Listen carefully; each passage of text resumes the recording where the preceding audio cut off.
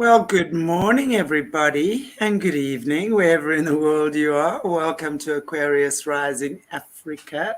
And today we are back with our focus on Australia again. And I'm very happy to welcome back Kerri Saint. How are you, Kerri? It's been a while. Good. Yes, it has. It feels like I've been away for ages. I mean, forever. I don't know Yeah, why. But how long's it been? A couple of months, hasn't it? I think so. Something like Yeah. that. It's been a while. Yes. Time flies. Anyway, Yes. I'm glad that you're all recovered and well again. Yeah, So thank good to you. have you back. And we're going to be looking again at the adoptions. Yes. This whole, I want to call it the scam around adoptions Mm, worldwide. But yeah. I think it's been particularly, I don't know why in Australia it just seems to be particularly harsh. All these things, not just that, but I mean, I do know why, but I think it's becoming more and more prevalent that Australia is Yeah. not all peaches and cream No. the way that we've been led to believe it is, right? It's Yeah, actually cool. a very dark and down under. So Yes. lots of dodgy things happen down under. Anyway, so one of the things that we're dealing with, obviously, is the situation around adoptions, forced adoptions, and particularly the trauma around adoptions. Mm. So happy to have you back, Kerri, and shedding some more light for us on this topic. You're welcome. So here's some news. So why I chose to pick in essence on what we want to talk about, because the trauma of adoption is ongoing through your whole life. It doesn't go away at all. It Never. continues. And, Mm. I'm going through a stage at the moment where my biological father, and I will use the word dad or father when I talk about my biological dad, so I don't want people to get mixed up. I will use terms as adoptive father when I'm talking about the person to whom I was adopted into. But I have a really great relationship with my dad, and he's 83 at the moment, and he's been very unwell, and he's in an aged care facility, and he's come pretty close to kind of not being around in the last couple of years. And I've been talking to. I had a meeting the other day with a bunch of mums and adoptees, and some of these mums are in their 80s and 90s, and I'm 60 now, and I'm still having to deal with these issues that are never addressed and that you never really get any help for. And like my dad, I'm his daughter, but I'm not his daughter. And I go and visit him in the hospital, and the staff ask me who I am. Right, my dad's sitting there, and because of the shame of having this relationship out of marriage, he doesn't want to answer. He just locks up. And so it leaves me in a really hard position. What do I say? And of course, the first time it happened, he just ducked under the pillowcase, didn't he? And didn't want to answer at all. And I had to just bite the bullet and eventually say yes without giving any explanation. Nobody knows at this stage that I was given up for adoption. Um, I've been very blessed in the essence that his two daughters that that he raised have allowed me the privilege of going into the hospital and having some say in his medical care and his mental health and such. But even though you're not in. And this is a real problem. And you're like that in the biological family, the adoptive family as well. You're in, but you're not in. May I just interject there, if you don't mind? And I would just like to just remind our viewers that we have done previous interviews with Kerri. So you can follow her stories from previous interviews in case some of you are caught in the middle of the story, because that often does happen. I noticed that from the comments. But just to wrap it up, Kerri was conceived out of wedlock, so to speak. And even though she had 3 or 4 older siblings, her mum was still... older brothers. 4 older brothers. Her mum was still forced to give her up for adoption because she was no longer married, and the father was married himself as well. So they then lied to her and told her that her mum died during childbirth at the age of 16 or something. So Kerri was then adopted or given over in foster care to a family that committed some heinous acts of violence and abuse. So Kerri really is a voice for the, I want to say, the adoptees, adoptors of Australia right now. And you're doing some amazing work just creating awareness. And, you know, we've been covering topics such as, you know, the forced adoptions, celebrities, and these adoptions, and the scam that goes around it. You know, it's pretty much the same as child trafficking, you know, child transportation, as we say. It's atrocious. But not just the act and the people that are involved, because it's, again, we know it's coming from high level, always government. I mean, I know what's happening in South Africa in the hospitals. Yeah, we've spoken about that before. Home Affairs is involved, doctors are involved, nurses are involved, government officials. I mean, they all have, because it's all birth certificates and everything. It's atrocious what happens. But what you're really saying as well is the psychological hurt that the children go through, the emotional trauma of the adoption itself, and, you know, what the child goes through, because obviously you don't have that foundation. And, you know, life is spiritual, and we have to understand that spiritual connection is cut off immediately between child and mom, that bond. So that child goes into trauma immediately, and immediately tries to fit in where it thinks it needs to, and mold itself into wherever it is in order to be loved and in order to be accepted. And not only in childhood, but throughout your life, really. And I think that, you know, it's such a, and honestly, you know, the more we speak about these topics, and, you know, we're also doing a whole lot of stuff on mental health, borderline personality disorder, with Alice Parola as well, which is super interesting, because what we're realizing, and I'm seeing it more and more, so many, in fact, I'm going to go as far as saying all of these really hectic psychological mental disorders that so many people have is mostly coming, I can't say all, but I will say mostly, coming from childhood trauma, sexual abuse, violence, all that stuff. So the way I see this, the only way we can really truly heal is spiritually. That's what I see. So we can do so much healing on a mental, emotional, psychological level. We can gain understanding. We can get clarity. Lots of loads can get lifted, you know, off our shoulders as we go along. But by the same token, I believe at the end of the day, when you understand with God, your creator, what the journey and the gift in the experience is, because every being has a sacred contract with God to live this life and experience this life. And if we can remember that, then I do believe healing is possible, and not just possible, but probable. So honestly, I can't imagine the traumas that I mean, we've spoken about that often, and it's a very, very real thing. And for me, the more I see it, Kerri, it's really about that spiritual reunion with God.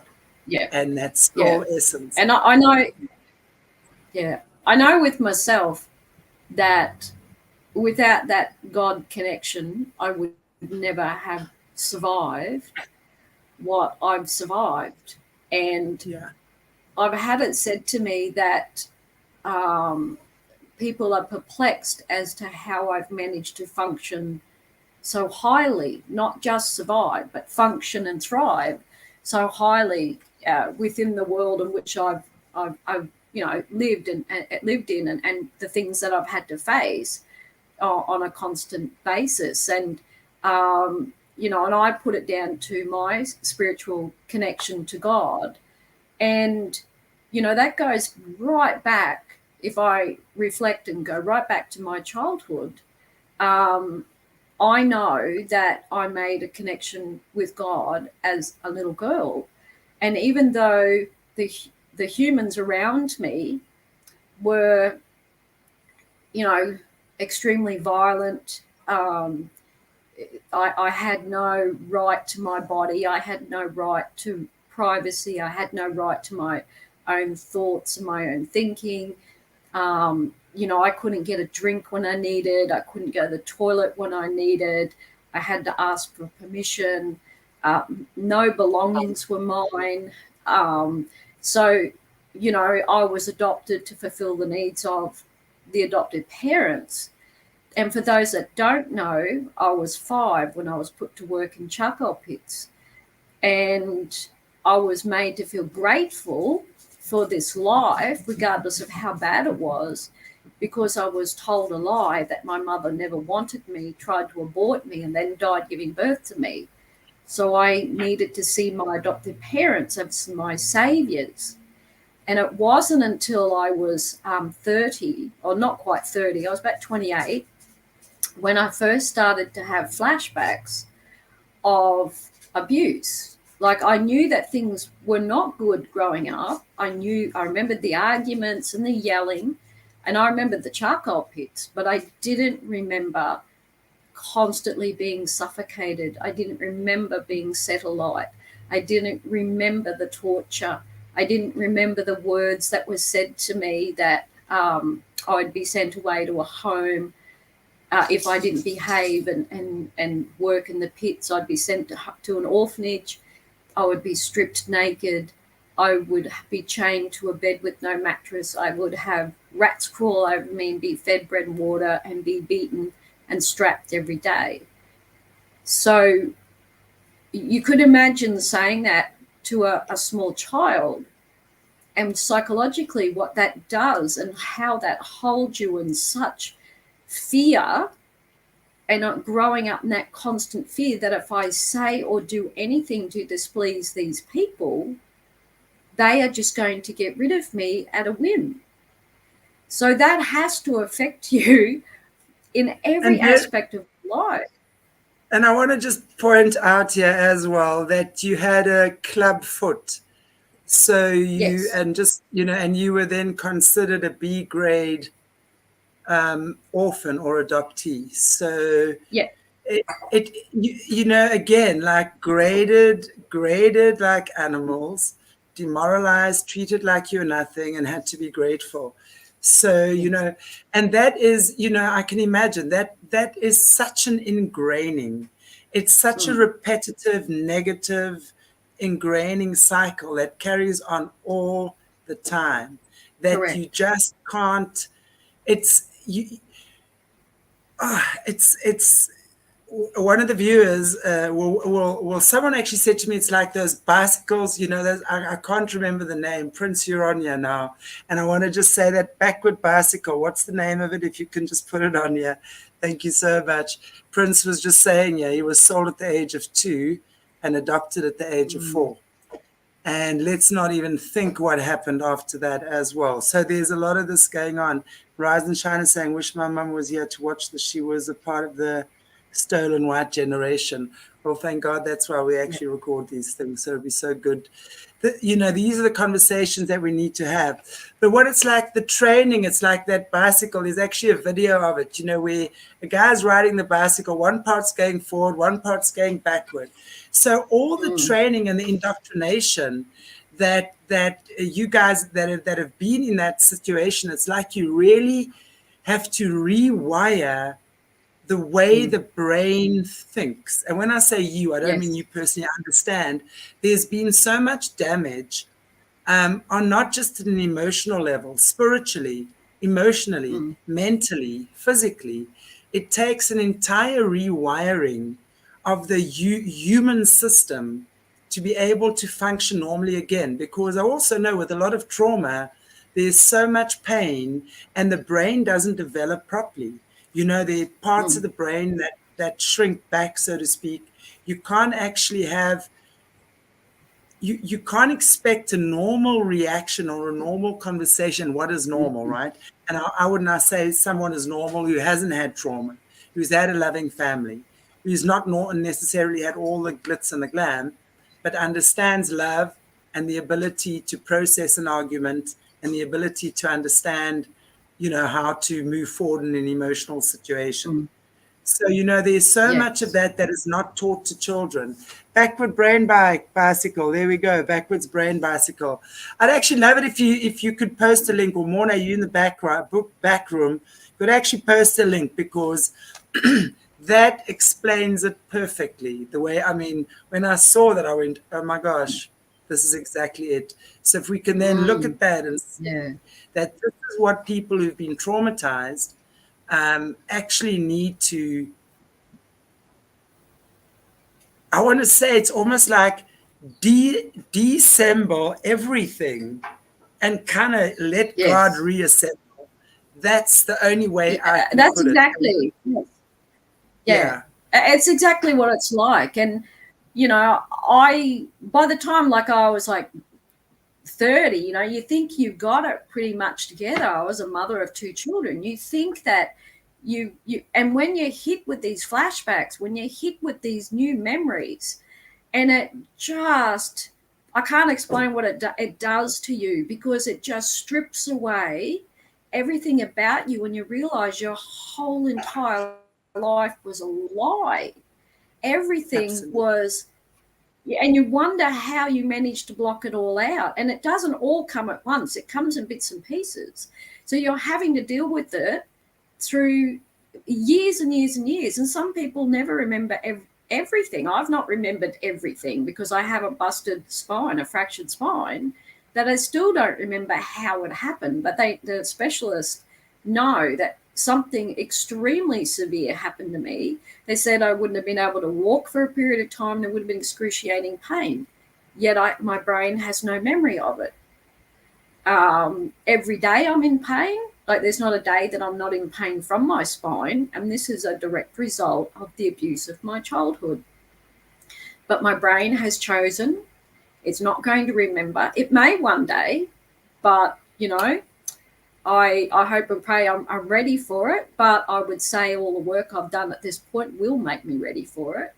But, you know, when you're at that age and everything's unraveled, and then you go through the lobbying journey like I have, and then you realize not only were you abused and lied to by your adoptive parents, that the government was so involved in this whole thing, doctors, nurses, the government, they were all involved in creating this lie, in ensuring that you were stolen, ensuring that at least your mother had no rights, ensuring that your truth was locked away. They had no plans for you to get access to any of your information about your biological family at all. So I was one of those people that fought to make sure we got that, and finding this all out along the way. So I'm 60 and I'm still battling. I'm still battling the government on so many areas. And there are things like discharge of adoption. So for people like myself who want to get out of their adoption, like I could get out of a nasty divorce, but apparently I can't get out of an abusive adoptive family. It could cost me up to $40,000 and I'd have to apply to the Supreme Court. Now, that, you know, who sets the guidelines for that? That's totally irrational when you think I had no choice of the adoptive family I went into. It was horrific. And I can't get out as easily as it would for a divorce. I'm And there are, interested. Sorry, okay, carry on. Just carry on what you were saying. I'll chime yeah, in afterward. yeah. And then redress, right? There are the mothers, particularly, and many adoptees have put forward to the government for redress. And I sent forward a news clipping that was just last year, and I was in the local newspaper with a couple of other mothers, and the media interviewed the minister at the time, and I think it was the Attorney General, who said, oh, yes, we're open to redress. However, I had a meeting with the Minister of Child Safety, and they said, no, not at all. It's not going to happen. And I said, well, the media interviewed the Attorney General, and she said, yes. Oh, no, the media caught her on a bad day. So they lied. They have no interest in paying any of us redress at all. Not this government. We have a Labor government at the moment. But, we're talking about at least 250,000 plus victims here in Australia of non-Indigenous, mostly non-Indigenous women and children and fathers affected by forced adoption. It was stealing of. I think it would be such a big, nasty can of worms to open, right? Because it wouldn't just be paying compensation to each individual who's claiming, and rightfully so, but that would mean that the issue would have to be addressed. That would mean that names would have to be named. That would mean an entire cover-up system would have to be exposed. And that would link it directly to child trafficking, to sex trafficking, to on an international scale. So I would that is the way my mind is working right now, because they can't open that door and that plug right now. No. And that is why it's so important that people like you keep doing it. Honestly, and this is why I look at you and I honor you guys. Honestly, I do, for what you do, because this is so important, not just for you, but it's opening up doors for everything. Even if in our lifetime we don't see the results that we would obviously 100% desire, but it's opening up doorways for so many others to actually go, hang on. This, as one of the viewers was saying, that happened to my mom. Prince, that happened to him. And we know just from interviewing people like Jessie Zabotar, how many of these, when people are in the system, when you belong to the system, you are their product. You belong to them. Yes. They do not see you as an individual that has needs and desires and it's like livestock. It's the way we actually treat livestock. That's pretty much how they treat us. So the bottom line is that, they go into a system, they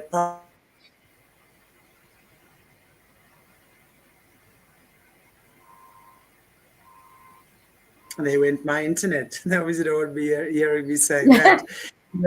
So they put into whichever part of the system suits their agenda. And those kids are trained and weaponized and done with whatever the hell they like. And it's time, and all of this is leading up to that. So I often see it because I talk to so many adoptees, and even adoptees that went to what we call good homes, but the damage is still so severe. And the way I see it is that it was a deliberate. They knew exactly what they were doing, and they wanted to create a whole group of people with traumas. They need to traumatize society.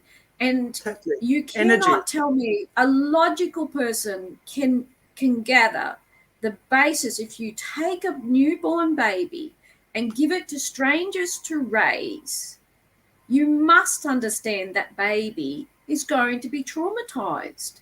and damage. And if you don't do anything to educate and train and help these people raise a child that is not biologically theirs, they know, you've got to know that that's going to cause damage, because they're going to make simple mistakes that are going to traumatize this child who becomes an adult for the rest of their life. The whole thing, when we look at what now, whether you call it the chakra system in the body or the energy system, whatever, we can never forget, before we're physical, we are spiritual. And we cannot also deny that the body has energy points, right? So when we look at every single trauma case I've worked with, and not just here, in my entire life, has been about the shattering of the root chakra, which is the base. It's like the root of a tree that keeps you rooted into your support system, that nurtures you and feeds you and nourishes you and supports you, right? And enables you to feel safe in your environment. And from that place you operate. So the first thing they do is destroy the connection to your mum. So they're going to lie to you and tell you your mom didn't want you. She didn't love you. She was a whore. She was a slut. I mean, I've heard all the disgusting stories. That's the first thing. Isn't it interesting that when you, even in normal families, right, you smack your child on its bum. Hello, root chakra. Yeah. And then the same person that's just smacked you on your bum now cuddles you on its lap. Yeah. Very confusing. Yes. Totally. Which is why that's how we actually, whether you adopt it or not, that's how we create violence, is by shattering the child's trust. Because the child does not expect its father, who's supposed to provide and protect, to suddenly be hitting it with a belt or a strap on its ass. Shattering that connection to its security. Yeah. Well, I got more than smacked. I got steel-tipped army boots in that spot, like really kicked in that spot. And, you know, nobody said a word. Nobody stepped in and said a word. And this, you know, the father is supposed to be the protector of his family. And, you know, I'm supposed to look at respect to this person and be my protector. And the hardest thing about adoption, I know many children in biological families get abused, right? And I don't want to discount any of that. That is horrific. What is added to adopted people is that when we speak up, we are expected to be grateful for our experience. Yeah, absolutely. Somebody loved you. Correct. And that is, that's what makes many of us live in this sense of silence for the majority of our life.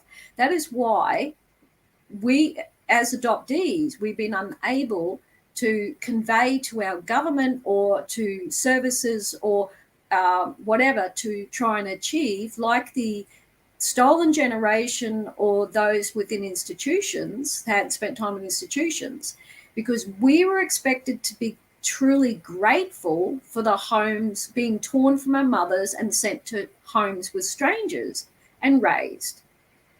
And so we find that this is why many of us say nothing until our adoptive parents have passed away. And by then, it's far too late to undo a great deal of that damage. You're stuck with it. I'm interested for you, just your situation, just to interject there, because in the beginning you spoke about having reconnected with your biological father. Can you tell us how that happened? How did you, because I think if I remember correctly, you did meet your mom, right? And she's passed away now, your biological mom. Yes. Right. Yes. Okay. Yes. And the story with your dad? The story of my dad, I met him when I was about 24. I was pregnant with my second child. I had challenged my mum on knowing who my father was. She was very reluctant, but I did get that information, and I used a third party to find him, and he was very willing to know about me and accepted me in his life. However, he was married at the time. He told me he was an orphan, and I was led to believe he had absolutely no family. I then found out some years later, many years later, that he wasn't in an orphanage, but he did stay connected to his family. His father was Irish. He was an alcoholic and a very violent man, and he would beat his mother up. So we got this generational trauma. Mum suffered, we'd say now, postnatal depression, and she had other children, and I don't why, maybe just my dad's personality, or he was difficult to manage. He was one that ended up in the orphanage, so he was estranged from his family. And I think with my dad's guilt and shame about me existing, he didn't want them to know either. So I've had to learn and accept things about the lies my own biological dad. But in saying that, probably because the way I was conditioned as a child, there were certain behaviors that I are not, it doesn't scare me off. You know, if you've lied or whatever, that's not huge in comparison to what I grew up with. Like, I'm not easily offended. Yeah. I'm not easily rejected by that. And so I persisted having this relationship with my father, and it has been good. And I've accepted that he's had his own wounds to bear, and to which he's probably never had help for, and that he could have, at the time of contact at any stage, decided to say, I don't want you in my life, I don't want nothing to do with you. But that's not what he did. He did step up. And when I did spend time with him, or do spend time with him, I feel as if he has this affection for me, and he wants to make up for that lack, that from that's been. And when if per se I get very busy in my life and I don't contact him, I see him get upset. You know, it's like, where have you been? You know? And I'm not used to a father going, where have you been? You know, like I used to get why are you coming back? So I'm still, like, at 60, I'm still trying to cope or absorb or adjust to having a father who cares for me. And it's sad that at this age that I'm still navigating things that I should have navigated as a child about a father. You know what I mean? So there's happiness and joy, but also there's grief and there's sadness in it because of what I've missed out on. And the fact that with my biological father, that we have so much in common, so alike. And he was an artist, you know, and I paint as well. He was a musician, funny man. And though I come on here and tell very serious subjects, I'm a very funny person. People knew me growing up as the class clown. I wrote plays, very funny plays. You know, like I have a good belly laugh. I love funny things. So when I found my biological father and I found out that he'd been an entertainer on TV for 15 years, much like over here, Paul Hogan, you know, Aussies know all about Paul Hogan. And so my dad, very similar personality. And so I just gelled with him very quickly. And there was no blame on him. I made no blame towards him. I just treated him, you're my dad, that's it, it's on with it. But, you know, visiting him in the hospital or aged care where he is, it is difficult because, you know, I'm having new staff come in and doctors, and they look at me and they, you know, ask me questions. And it is difficult because I'm not legally his daughter. I can't make decisions for him based on legal matters.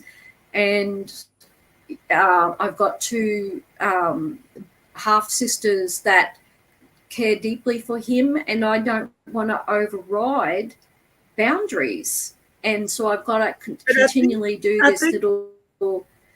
I think it's such a, I mean, you're telling a really beautiful story now, actually, the way I hear it. I mean, you are probably one of few that has had the beginnings that you've had, and also the opportunity of meeting your mum before she passed away, learning the truth, and now actually being afforded to have a relationship with your father. And even though I understand it, I can't imagine what that must be like. But I also understand that God works in mysterious ways. So to just love the moments that you have with him and just appreciate that you found your roots and that you do know now where your creative, beautiful, quirky side comes from. I think that is such a gift. And I honestly wish for every person who's been adopted, I wish this experience for them that you're talking about. Because it's actually so beautiful. I love it. And, and especially the fact that you've been accepted by your half sisters. And really, all it is communication at the end of the day, to say, I feel vulnerable. I have no idea where my boundaries are regarding our dad, but maybe you can help me out. I think that is such a good way to just put it out there and be truthful. Honesty is the highest form of love. So when you're being truthful with another, you it's a declaration of love, because so few people actually know how to be truthful. And it's not what you say, but how you say it. I tend to go, well, you know what? I'm really dumb as far as this is concerned. So enlighten me. I'm not even going to pretend to know. Know that I'm dumb. I know. And then people and that's it. I mean,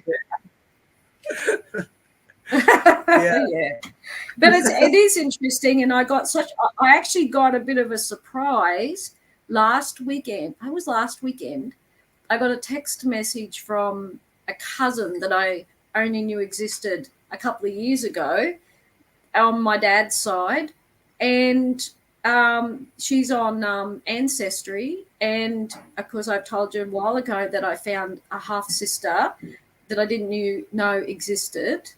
You do remember me telling you that I found a sister. My dad was okay, so found another one. So so he's been busy. Woo.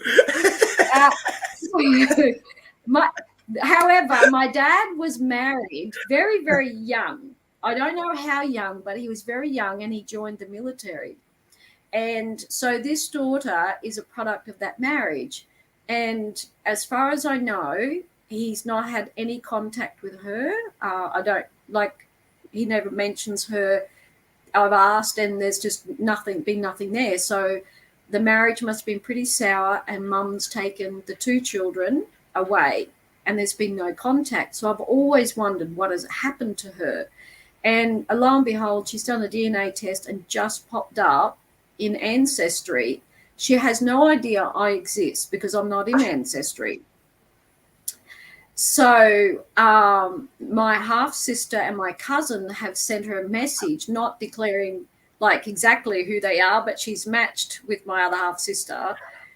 So she'd be thinking, she'd have to know that she's a sibling, but she doesn't know I exist. So she hasn't responded, and that's quite normal. It can often take people a little while to absorb this news. I will give it time, and I will use a third party. I know exactly where she lives, and she's not that far away from me, and she has children. So I will use a third party to reach out in a given time, and hopefully we'll have some news later on down the track. But I have counted now, between my mum and my dad, of half siblings. My mother had 5 boys, right? There was one other child, a boy that was adopted out before me. So that's 5 brothers to my mother. And then I've worked out my dad so far, and I'm suspecting there's more, that there are 5 to my dad. So I'm a child. I'm in 11 children. I've got half siblings. But get this, okay, and I'm trying not to let the sadness of this hit me, is I don't have a close relationship with any of them. I am not in their life. I'm in the periphery of their life. And that's the sad bit about this. And this is what adoption does. And I'm not in the life of my adoptive siblings either, because of all the trauma and the abuse. So I have no, if you have brothers and sisters, my goodness, my message is to you, is just love them, you know, because I have all of these ones. I'd love to have them all in my life, but I'm periphery. So I don't know. I'm going to come up with a new term for where I'm sitting. And I'm look, I am grateful that I've had contact with the ones I've had and I know about them. Do I want more? Heck yeah, I would love more of a relationship. But because there's so much hurt, I suppose, where they're sitting and things that they've been through, it's really hard to navigate. It's really hard not to open your mouth and not trigger or set something off. Like my other half sister to my dad, like he rejected her. It was horrible. He'd had the stroke. He's like the way he accepted me, and I was that's many years ago. So he had a stroke and then she contacted him and he just said no. He says, I did not have a relationship with your mother. You're not my daughter. But DNA doesn't lie. She's an ancestry, right? So when we made contact and she found out that I have a close relationship with him, it wrecked her. And suitably so. How can you comprehend that he will have a relationship with one but not the other, recognize one but not the other? That's insane. I mean, that's why I say he was clearly a busy old dude. I know, like, yeah, you know.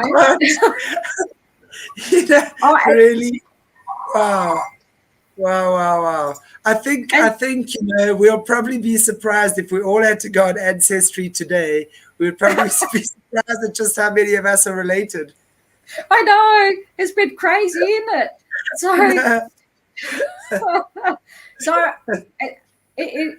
So, everybody keeps asking me to write a book, and you know, I've been very hesitant to do it, and I haven't really figured out the reasons why, but someone approached me recently and said that they think they found somebody that could help me, and it's not that I can't write.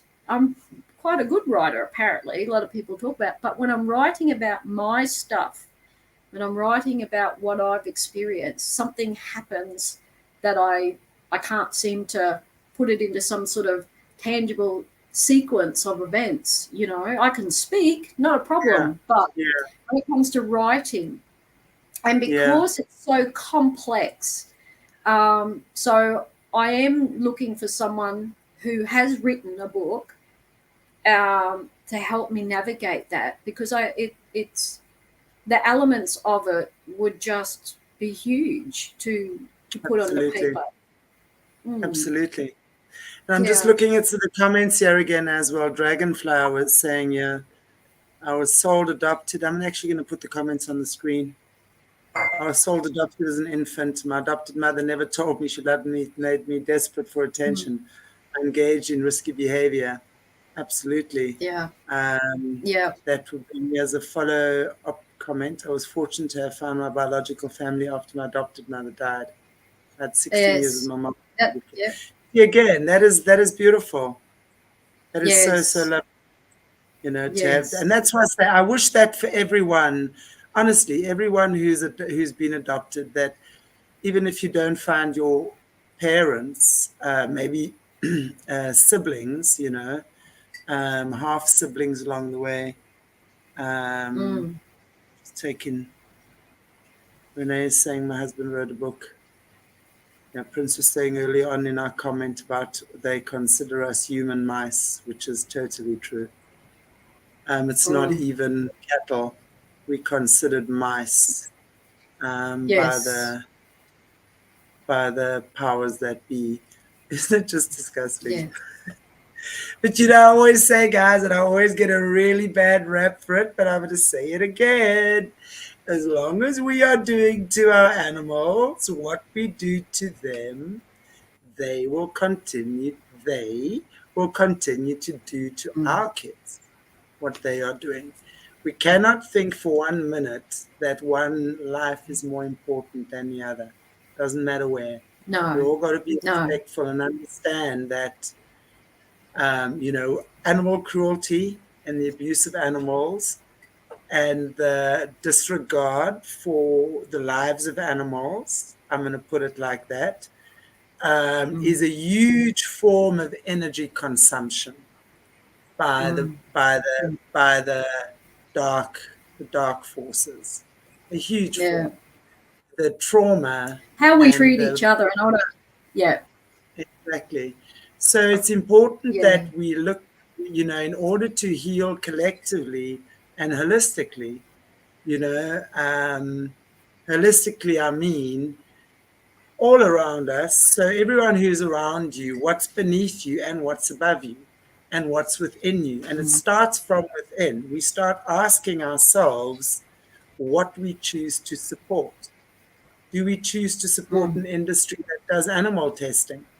Are we even aware what happens in those labs? What do we choose to support the meat industry? And if so, how do we choose to support it? We've got to just start becoming conscious. Do we choose to ignore that child trafficking is going on and somebody else will sort it out, and that someone like me is just, that chick, stay away from her. It's like, cool, leave you all alone. We've got lots of space around me. It's crazy, because we need to start that's why we need to start talking. We've already started, but to continue these conversations and share this information, share this knowledge, share this awareness, because again, we hear so and so again, like just what we're saying now, being adopted. We don't even think twice. We think, okay, well, they were adopted, they don't, like they're grown-ups now, no problem. But the trauma, that goes throughout that ancestral permeates. Yeah. It does. It permeates, and it permeates every aspect of your life, and it affects, like it permeates through to my children and my grandchildren. Like, the way that I was treated, and I began to understand that words have great power, huge power, and it has energy and vibration. And the way that I was treated, I never fully understood, even though I fought against it, I never truly understood in my inner cells how those words were destroying me, to the point that I felt as if I had no value. Like I was just here to fulfill the needs of others and not take care of myself, because that was conveyed to me so much verbally as a child. And so I've made a very conscious effort to, the realization of it is to begin to nurture myself and take care of myself the way that I should have been cared for as a child. But also that I never ever want to put onto another human being what was done to me. So I try to be extremely careful about how I treat somebody, because I always see that behavior, there's always a story behind it. Like, I may not have liked the way that my dad has acted or responded, but what I do know, because of my own stuff, is that there's a story behind it. There's always, and I take that on board. I try not to just see what's in front of me and react to it. I always question, now, why would he think or do or say or not do that or whatever? There's a hurt, or there's a fear, or there's whatever. And, I never knew what my dad grew up with, but now, because there was a book written about him and I got to read it, I fully understood why my dad was the way he was. And it was so uncanny, because he had an abusive childhood just like I did. So this is why I was able to connect and see things in my father that other people couldn't see, or they just saw that he was being a difficult person or a self-centered person, where I was seeing a hurt person, and I just thought, and that's the way I've operated for a long time. And I was even, like I could actually feel somebody's pain. I don't know how to describe it in words. When I was a youth worker, children would get really, really angry and threaten to do harm to me. And I would be so moved for compassion for them. and I would actually feel their pain, and I would then know how to act appropriately towards them. It wasn't experience that you did became completely empathetic. You yes, became an empath. You know, I yeah, think one either becomes a complete empath like you did, where there's no boundary, so you will take on others' pain, or you become so resilient, like a steel wall, right? And then you actually perpetuate that. Not you as yeah, in you, but there would be yeah, those that would perpetuate that cycle. Because in as much as what you say, yes, your dad and his story, I can't help but wonder your adoptive family or parents and their story. That must have been pretty freaking gruesome in itself, yes, right? yeah, And yeah, so it's, I mean, to me, all of us have to be the heroes, because Kerri, what I see here with you is you stepping up and you're breaking a cycle, you know, and it's incredible to be able to see people like yourself breaking cycles, breaking those ancestral yeah, curses, I think, you know, is what one calls them, whatever it is. yeah, But, you know, it's beautiful to know your children and your grandchildren have not been affected by that. So that cycle has been broken. And yeah. I think when we just see all the trauma that's created, every child, in my opinion, is born innocent and pure. Oh, I don't, huge. you Yes. know, and yeah, that's why they take these little ones, even sometimes before the minute they conceived in the womb, and they start traumatizing them, because they know the more pain you inflict upon the spirit, the mind, the body, the emotions, the easier it is to control.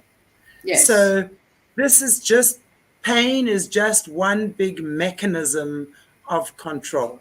They know Yeah. exactly how to inflict pain upon us. If we just look now after the zappity doodah thing, how many people are just dying suddenly? The Yes. trauma, there's more trauma. The families, the 18-year-old boy I saw yesterday, found dead in his bed. It's like, you know, the trauma of the family, the siblings, you Yes. know, all of Yeah. these things just create more trauma. And the more trauma it is, Yes. the more they feed off that. Yeah. And the more desperate people become, and the easier it becomes for Yes. them to control us. So I really think people, you know, women like you, not just women, there's men out there as well, are so brave. And I honor each and every one of you for using your voices and stepping up at these Well, thank very you, Chantelle, for this channel, because, stories like mine would lay buried without yeah, platforms like this. And, having the time to, because I've done interviews, like mainstream media interviews, they give you like 5 minutes if you're lucky. And yeah, so the masses are oblivious to the reality of adoption. Whereas, on channels like yours, you're having these very open and very comfortable and pleasant discussions where, you can talk very deeply about how you've been affected in a non-threatening manner. And so the listeners get to hear that. And I have been contacted by people that have heard me with my story, and it's been real aha moments for them, and it's answered things for them. And they've been able to find ways around what they've had to, be faced with by me sharing my story. But if it was left to mainstream media, they wouldn't hear it. It's yeah, only through absolutely. yourself, willing to put yourself out there to invite people like me to come along and be willing and open to, give us a voice. And that's what's so important. And that was the main thing in 2009 when I was, at my worst ebb, having horrendous flashbacks, just onslaughted. And I just thought I wasn't going to survive it. And I just knew that I had to have a voice. And that's when I went public. And that's only 2009. I haven't been Wow. doing this forever. I've been lobbying, but I've been lobbying in a sense without knowing the true impact to myself. And the minute I opened my mouth publicly to the world, that's when I got stronger. Yeah, And I absolutely. was technically threatened by the so-called mental health at the time, it will make you worse. They tried to keep me in this caged bondage, and medicated. I said no to medication. I got off it. I said, no, I need a voice and I need to lobby. And the minute I did that, I could feel myself improving every time I did it. Here we go. Just so Prince is just, Morné did post the link earlier on. Backwards Brain Bicycle really explains how it is for adoptees, trafficked children when they get of age. It is so true. I watched that. He sent it to me a couple of months back. I watched it and I was like, It was every little neuron in my brain just lit up because it gave me an understanding. It really did. And I think if we, as people who've not been trafficked or adopted or anything, because I think we all have our standard of normal. What is normal to everyone? Like at the end of the day, is normal. One of my very abused clients said to me, normal is really when you can come home and when your father comes home and you run to him and not away from him. Oh my God, that broke my heart, honestly. So that would be normal, when you feel you can run to your dad or your mom and hug them and be appreciated. Everything else is not. So that, for me, it's really just understanding people's hurts, people's wounds. How can we be kind to each other? How do we understand each other? The first thing to alchemy, to transformation, and to resurrection of the human mind, the human consciousness, we have to understand that understand each other, understand that pain creates more and more trauma. We've been in this traumatic, painful cycle on this planet for a very long time. So by us understanding our own pain, for starters, and secondly, we can then have compassion for another's pain as well. That's how we heal together. And we just got to remember we're all brothers and sisters in Christ, and we're all just walking each other home. We don't have to be afraid of each other. We've been taught to fear each other. That's the whole thing. We absolutely taught to fear each other, not trust each other. And the minute I was to hate myself. I was going to say, I was taught to hate myself. And there was nothing good in me at all, nothing. And how do you get past that? How do you comprehend that, that's who you are? How do you thrive in life when that's the message told to you? Absolutely. And again, it takes it back to that element of control, right? Because that's how they control.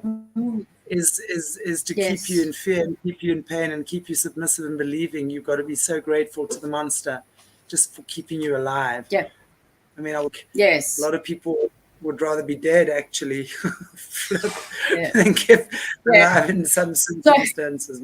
So my message to this government and any government is, I am not grateful to be adopted, and I want you to recognise that and put right what you basically what your government represented, and the acts in which it did, and acts of parliament to encourage and enforce children like myself to be removed from their biological family.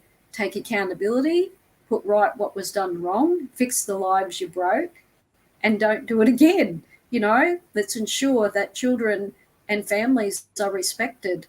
And there's always a better way to care for children. If they're being abused by their biological families, there are better ways to do it than ripping them away, changing their whole identity, burying their biological history and sticking them as strangers and saying, see ya later, and never ever hearing from them again. I was sitting with a talk with mums the other day, and I heard a story of a mum who never gave up looking for her daughter, never. And the daughter had died when she was 3. And, when she finally found where the daughter had gone to, the adopted parents had to tell her she had passed away. All her life, she lived in hope she'd see her daughter again. So at 3, so this is what happens. If I had lost my mother as a child, or if I was a mother and lost my daughter or son, you should be notified immediately if that child dies. Immediately. And not find out 20, 30, 40, 50 years later that child died. And that's why adoption is so traumatic. That's why I continue to speak up to the government and say these things need to change. They are not good at all by any level. And I always put it on them. If this happened to you, what would you expect to happen? What would you want to be put in place to rectify what happened? Absolutely. You know, it's about accountability. And I think what's so important for every human being, we have a desire to know where we come from. We have a desire to know our roots. And I want to encourage every person out there who's been adopted and is maybe too scared, because I've also, you know, as a healer over the years, I've worked with many people who've been adopted. And I've always encouraged them to try and find their biological parents for that very reason.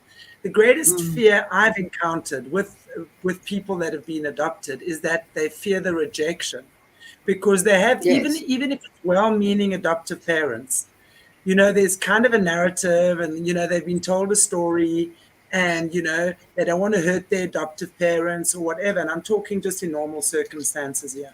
And I see behavior, you know, because you just got to see how a person behaves in life. And my eye is now very well trained to understand what creates certain behavioral patterns.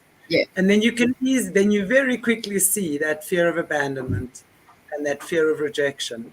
So even if they do reject you, at least you'll know that was your mother. Yes. Even if they do reject you, at least you'll know that was your father. You then have an inkling of your identity, because every person needs to know where they belong to or who they come from. Correct. I mean, you know, so I think it's as above, so below in many instances. You know, we all belong to God. Yes, we understand that. We've got that. We came from God's spiritual seed, and all of us belong to God. However, on planet Earth, you know, it's important for us to understand our identity, our family, understand our lineage, our bloodline. I mean, you know, I've got so many family on either side. I know who they are, but I couldn't even be bothered. But I mean, I understand that when you don't have it, you miss it. It's like something when you do have it.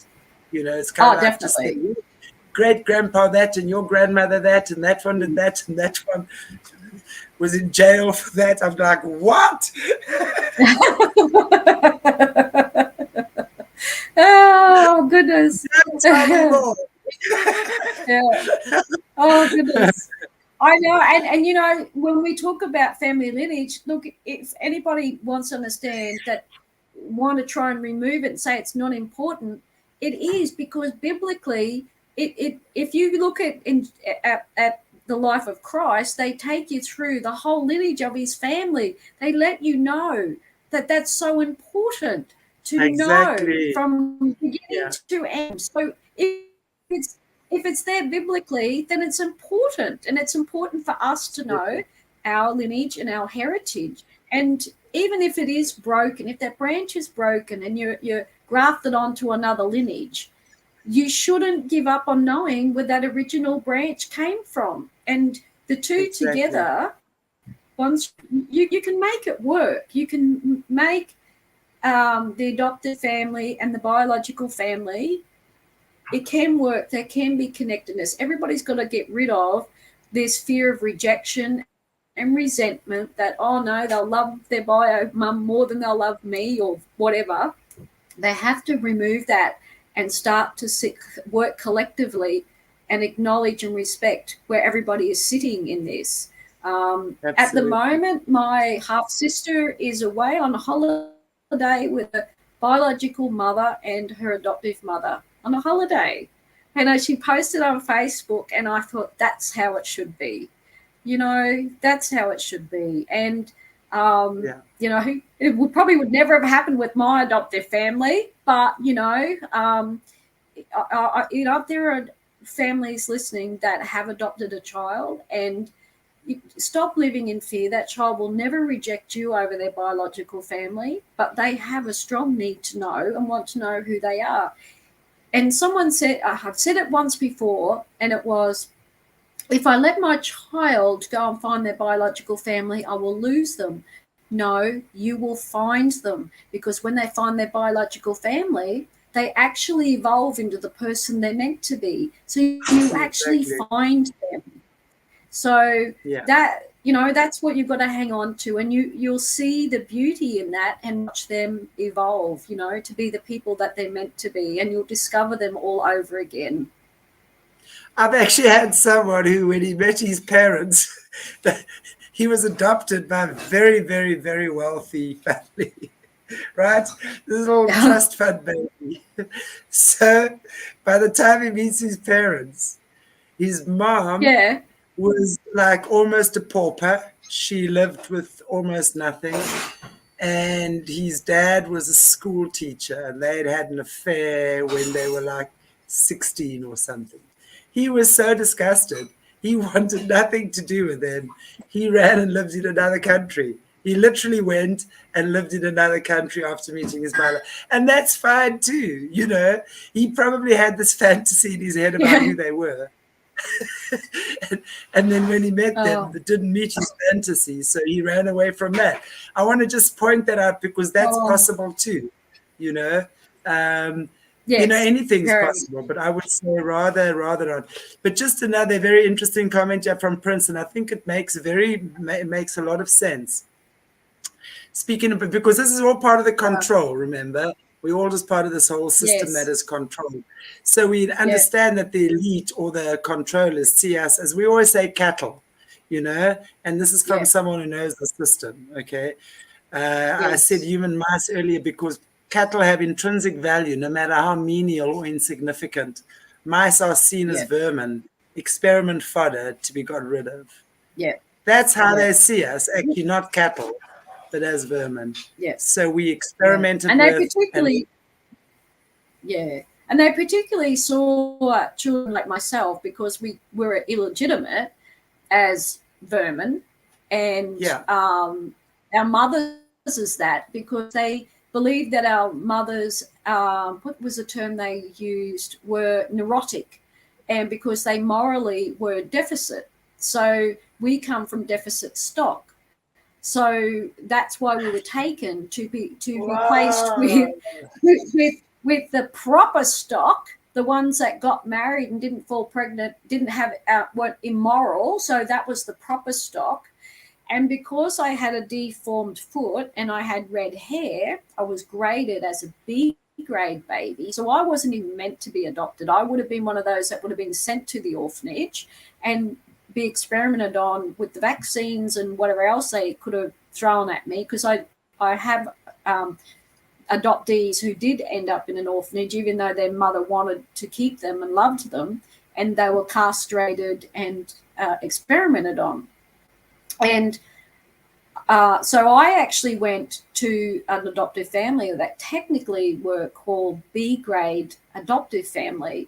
And should I see it as a blessing? Perhaps, that I went with them and didn't end up in an orphanage. Who knows what would have happened to me? But that's why I went where I went, because I was a defective child. And the same goes the fact my youngest sibling was his father was from another country, and his mother was Australian, and the youngest one she's Aboriginal.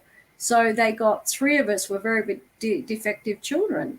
And so we went to very defective adoptive parents. But if I was born with blonde hair and blue eyes and had no defect, I would have gone to a quite suitable adoptive family, most likely. Well, most likely that adoptive family would also have been part of the Freemasons, and they probably would have just trafficked you differently. That's just the way I see it. They probably would have trafficked you more in the elite circles. Yes. And, I've had other adopted, quite a few actually, but I had one the other day who reached out to me, and she believes she could be a victim of SRA within the adoptive family. And she said she had the police show up on her doorstep with a file, she said, pages thick on her. And she said, I've never committed any crime. Why do they have all this information on me? And so it's really scared her. So I've put her on to somebody who may be able to help her out. But she had some questions because, like myself, she's having flashbacks and she's having, you know, these memories that are quite horrific. And so, and I've met other adoptees with just as equally, if not even more atrocious childhoods that I've had. But you don't hear about them in the media. And many of them, sadly, won't even come on channels like this because their adoptive parents are still alive and they're terrified of backlash. Because we're trained. This is the worst part. We are trained to be eternally grateful, regardless of the home we went to. So society holds us in this sense of, in this painful silence, because society doesn't. And how dare you let your parents down after all they did for you? Correct. You know, they took you out of the orphanage. They put you through school. They put food in your belly. Yes. All of that. And that's got to be reversed. You know, and that's why the more people who are talking about this, and honestly, and I want to put it out there again to our audience, if there are adoptees out there or you've been an adoptive parent and you have something to share, please contact me. I would love, you know, it would be good to have some people talking with us and sharing their experiences on the show. So let's do it, guys. Let's do it. Get the ball rolling. Get the tongues wagging. Oh, true. We need more. We do. We need more adoptees' voices out there. So if you feel, look, I don't know if you want to put my email address down. If people want to contact me and talk to me, in the hope that they'll come to you, Chantelle. And if they need support to do that, I'm more than willing to help them. But I understand. We're going to put your email address, Morné, if you wouldn't mind just putting Kerri's email address in the comment section, please, and also in the description of the video. So if people want to get hold of Kerri Saint, the lovely lady I'm chatting to all the way from down under, where it's dodgy, and lots of South Africans are hanging out there. I want to know what you guys are all doing there. I seriously want to know what all you guys are doing there. Have we given Australia a new name, Dodgy Down Under, have we? Yeah. Well, there was I saw I laughed so much. There was a meme that went around a while ago and it was titled #Pedos Down Under. It was like so funny. And then it has all the Australian faces there, you know, like pedos down under. It was just and we've also just done a pedo drop here. I saw that, yes, and that art that I saw that in that art gallery that oh my gosh, painting. Guys, you must look at our Facebook Aquarius Rising Africa Facebook page. I post quite a few stuff on there, so if you haven't liked and followed that page yet, do so. Or also, that's Aquarius Rising Africa Facebook. Maybe Morné can just post the link again. I think it is in the description anyway. But also on Instagram, and you can follow me on Twitter personally. I post a lot of stuff on my personal Twitter account as well. At least Twitter, we're not harassed. The other day, I posted a picture of Jeffrey Epstein with these 4 kids. And I mean, obviously, we understand. Facebook, I mean, I'm always banned and restricted on Facebook. I'm always restricted, and Facebook puts a thing on there. That's they don't use the word Photoshop, but saying basically the photo has been played with or whatever, you know, like it's not a real photo. Sure.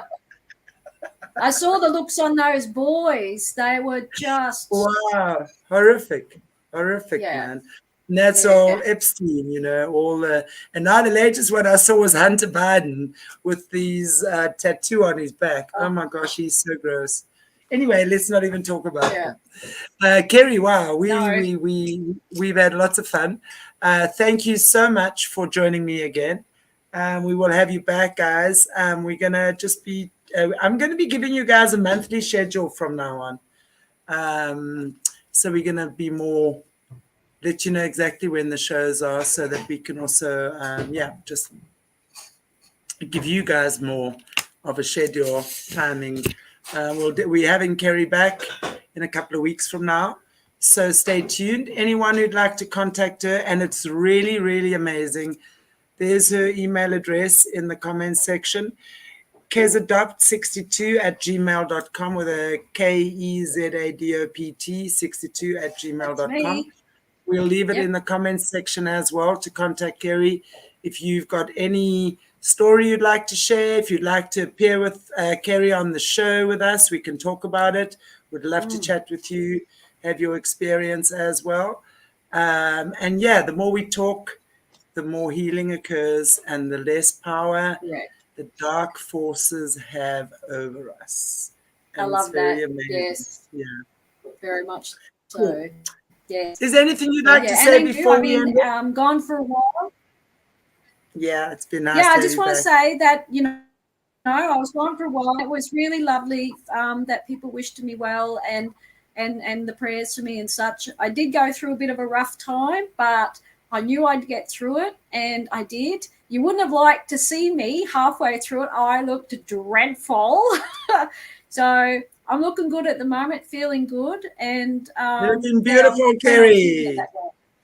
Absolutely. Thanks, Terrific. Thank you. And you're looking good too. You're always looking good. Keep shining, you all. Keep shining, you all. Have a beautiful day. God bless you all. Like, share, subscribe. Find all our social media pages in the comments section below. And look forward to seeing you very, very soon. Have a lovely weekend. Bye, everyone. Thank you. Cheers, bye, guys. Chantelle. Bye, Morné. I know you're there somewhere. In the back. Bye-bye. Yes.